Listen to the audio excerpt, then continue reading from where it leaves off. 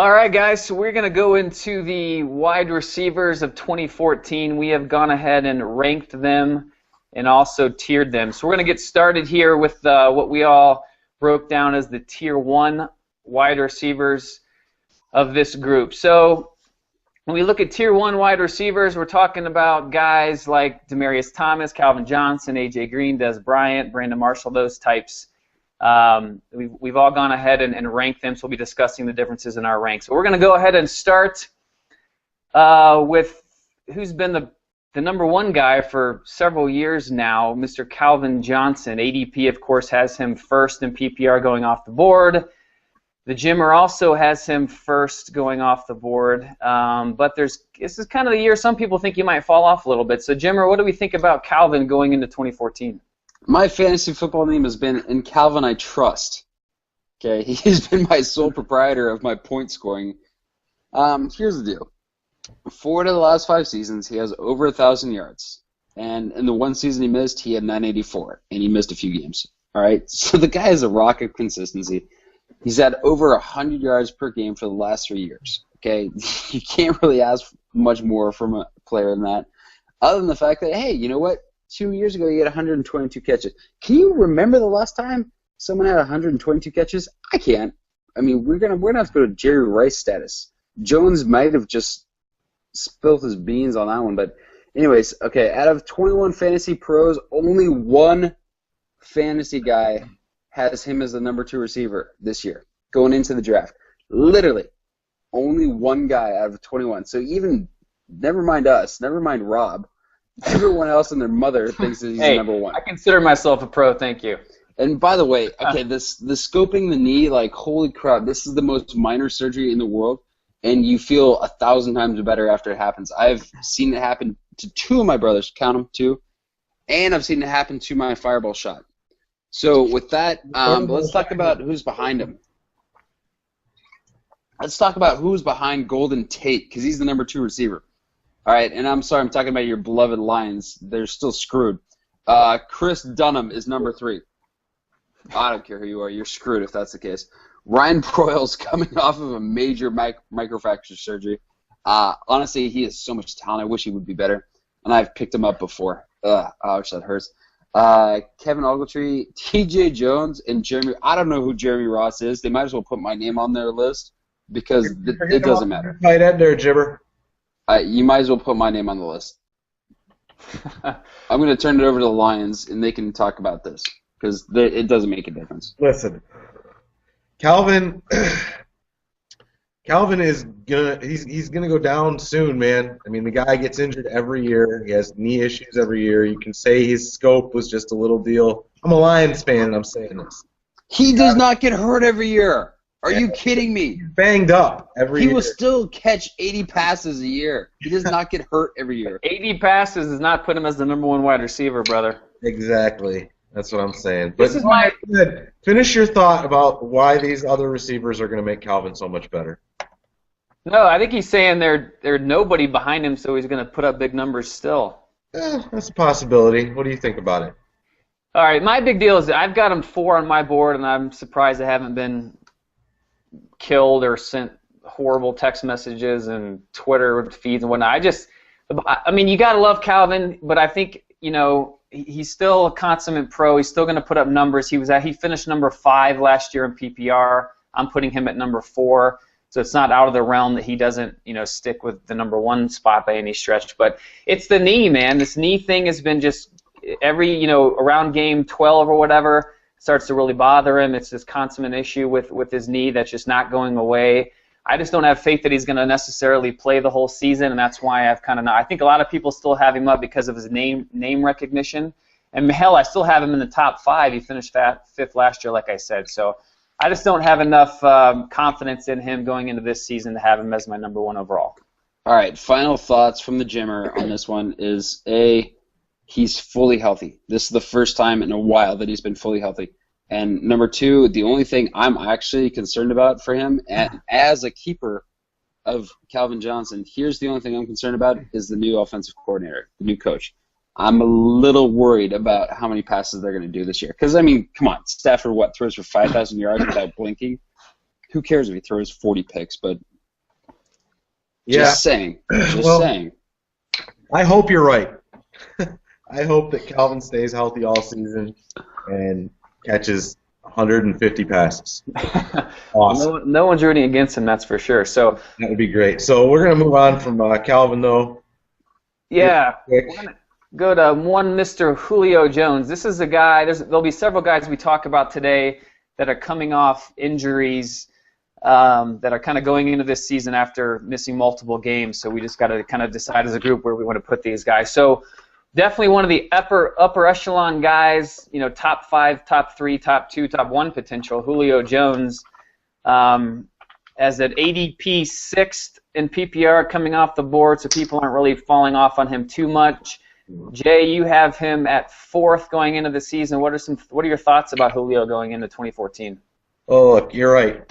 Julio missed most of the 2013 season with an injured foot, and we all hate those lower extremity injuries. They kind of scare us a little bit going into the next season. But let's take a look back before he went down. His numbers in 5 games, he averaged 8.2 receptions and 116 yards. He was the top option in the offense. He's going to be the top option in the offense again this year for Matt Ryan. The coach of the Falcons, Mike Smith, says his focus is strictly on getting these guys ready for training camp. They're not worried about his injury. I actually kind of wondered, Rob, why you had him a little lower. I thought at one point you were a lot higher on him. Yeah, I put him at number 7, which is just outside tier 1, and it has nothing to do with his ability. The guy's a beast. He's talented. He may be one of the most talented, if not the most talented wide receiver, just looking at, watching him play in the NFL. It's not that. It's strictly what you mentioned before. I mean, this guy isn't the healthiest of guys for sure, especially at a wide receiver position where you don't expect, too many injuries and missing too many games as opposed to running backs. He's going into only his 4th season, so he's still young and he's still already had all these injury issues. The biggest thing for me, he's coming off last year where he had a season-ending foot injury after week 5, and they had to put a screw in his foot, because to fix a stress fracture. And like you said, lower extremities issues really bother me. Hakeem Nicks has been plagued for years and years with these chronic foot problems. I just don't like it. It just makes me nervous. He may have the most upside of any wide receiver in the NFL, but for me, I'm just a little scared of him, and I wouldn't necessarily want him as my wide receiver 1, just because I'd rather pick an A.J. Green or somebody close to him, just because I have more confidence in their long-term health. Yeah, I see Jim over here shaking his head. The kid's elite. End of story. I'm sorry. The kid is an elite talent. I remember back in his Alabama days, he played through a hamstring injury for 2 years. The kid is going to play. He's going to put up numbers. We saw what he did in 5 games. Can you imagine what he's going to do the whole season and when the Falcons are actually relevant? Holy crap. They actually have a rebuilt defense, so they're actually going to compete against teams. I think he's in line for a huge season. Yeah. So by all means, Rob, if you want to pass on, go ahead and give him to me. Yeah, I agree. I think he's definitely worth the risk. I think he's going to have 98 catches this year for right around 1,400, 1,500 yards, and probably 11 touchdowns. So that's where I think Julio Jones is going to be. Definitely worth a first-round pick. I'm going to be looking for him if he's not capped in my league. We're going to move on, though, to another guy here who some people might sleep on. Rob seems to be pretty high on him. Mr. Jordy Nelson in Green Bay. Rob, you think he's going to be the man over there this year or what? Yeah, I really do. I'm super high on him, and Jim's been mocking me over text for several days now when he saw my rankings. But his ADP now is 11th in PPR. I've got him at 5th actually in the top 1 tier. I just think this is the year that he just completely just blows up. The guy has been a stud pretty much every season. You can get him in the 3rd round consistently. I don't know if it's because he's white or what, but the guy just kills it. But he only goes in the 3rd round every year. Let's look at the number. Let's break this down. In 2013, he played 16 games. People think of Jordy, they think of kind of injury issues, but it's really not the case.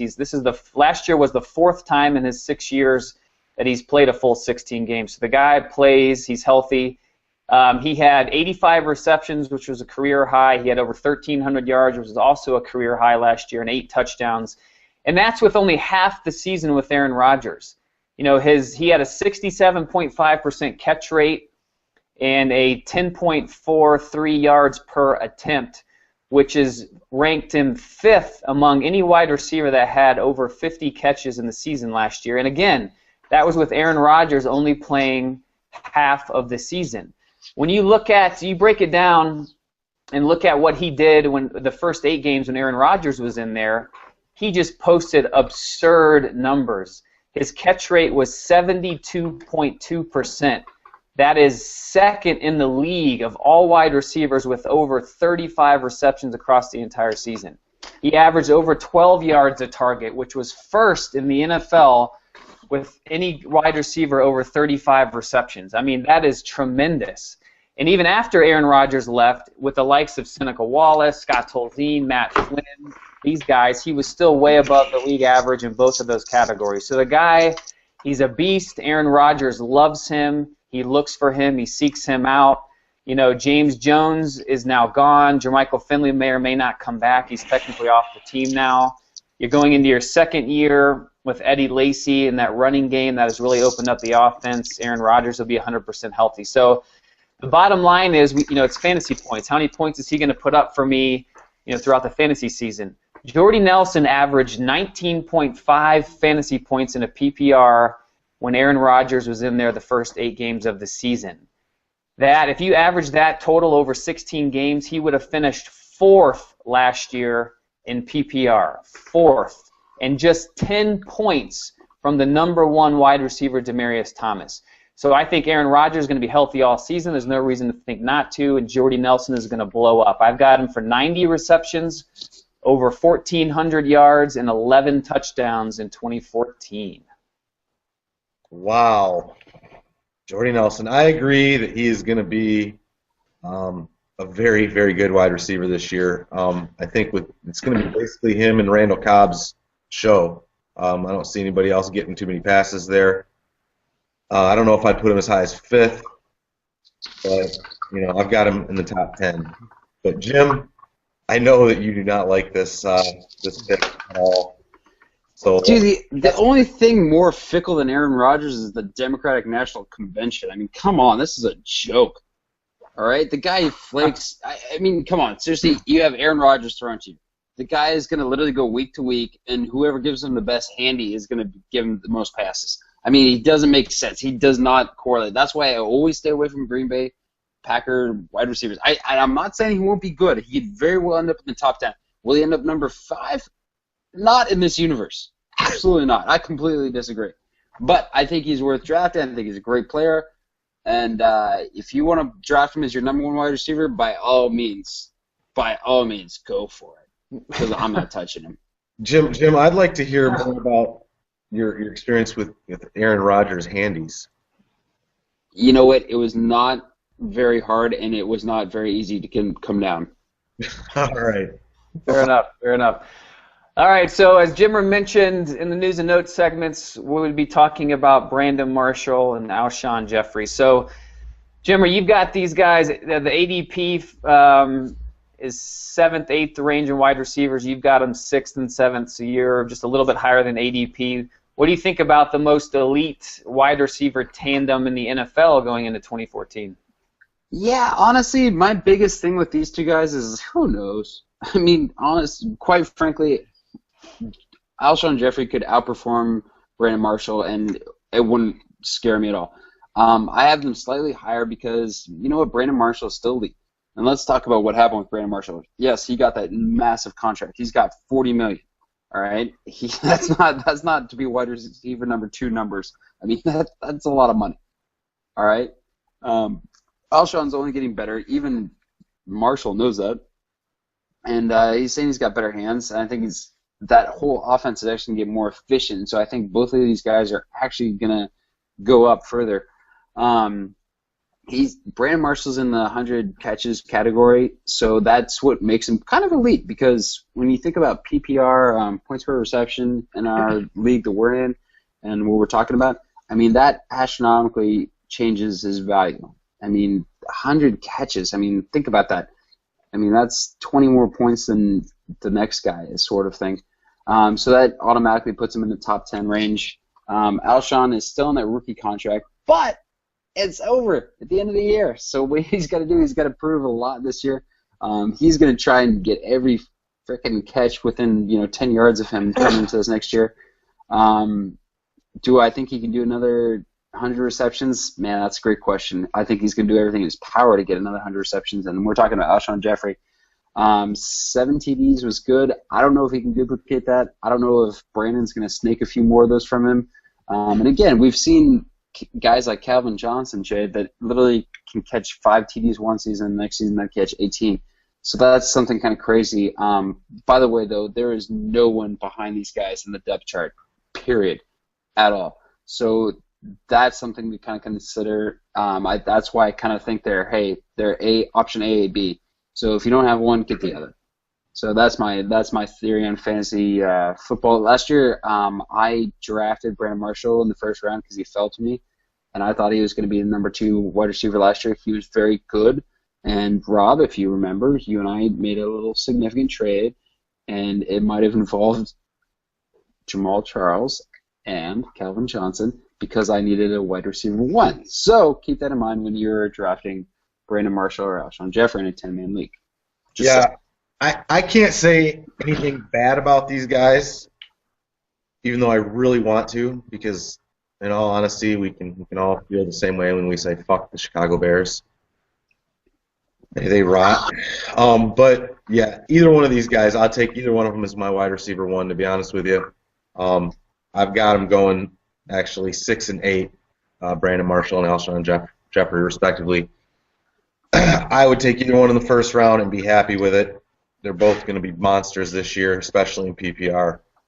But well, this is the thing. I mean, neither one of them are going to go in the first round. They're going to go in the second. It's just if you would take him as your wide receiver 1 or not. I read some good articles, and whatever this is worth, but Jay Cutler as a man crush on Brandon Marshall has for years, and they looked at when Cutler was in there throwing to both these guys versus when Josh McCown was in there throwing both of these guys, and Alshon's numbers were higher definitely when McCown was in there versus when Jay Cutler was. Jay Cutler is definitely the starting quarterback. If he doesn't get hurt, which he likely will at some point, he definitely goes to Marshall more. So, but I was thinking back when the ADP was a little different and Alshon was a little lower, I figured, if I had to choose between the two, I'd rather go with Alshon for a little better value than go with Marshall. But now that the ADP is 7th and 8th off the board, now it just comes down to, pick your poison, which guy do you want. So I would probably, I think Alshon might have higher upside than Marshall,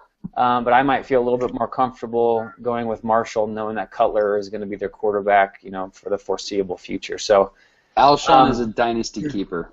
Oh, absolutely. Maybe one of the best. So that's going to do it for our show today, our thoughts on wide receivers going into 2014. So on our next show, we're going to be breaking down and ranking that difficult mid-tier quarterback section, the tight end sections for 2014, and comparing our rankings with current ADP on fantasyfootballcalculator.com. So tune in to see how we match up. Again, we're live every 2 weeks in the off season. We'll be going to every week once the season gets closer. So tune in a couple weeks for our next live hangout. In the meantime, you can go to redzonewarriors.com, where you can watch previous episodes, see our rankings, and subscribe to the show via iTunes. And don't forget to follow us on Twitter and tweet us your fantasy football questions at RedZoneWarriors. So for the Cushman and the Jimmer, I am Rob the Commish Smith. And remember that if you are taking a fantasy offseason, then you are already losing. Thanks for tuning in, and we'll see you next time.